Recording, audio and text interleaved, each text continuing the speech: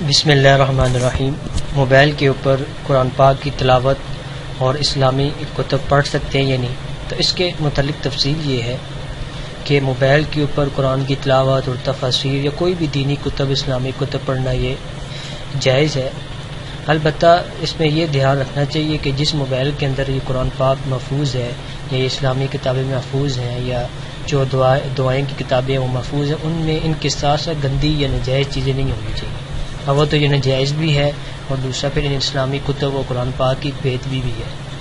اور دوسری بات یہ کہ جب اس موبائل کے اندر قرآن پاک کو اوپن کیا جائے گا پڑھنے کے لیے، تو پھر باوضو ہونا بھی ضروری ہے۔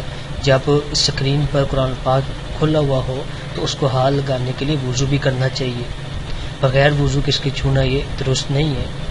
اور تیسری بات یہ کہ جب بیت الخلاء آپ جائیں تو اگر تو موبائل پہ قرآن پاک کھلا ہوا ہے پروگرام، تو پھر اس صورت میں اس کو بیت الخلاء لے کر جانا یا استنجا وغیرہ کے ساتھ لے کے جانا یہ درست نہیں ہے، بے ادبی ہے۔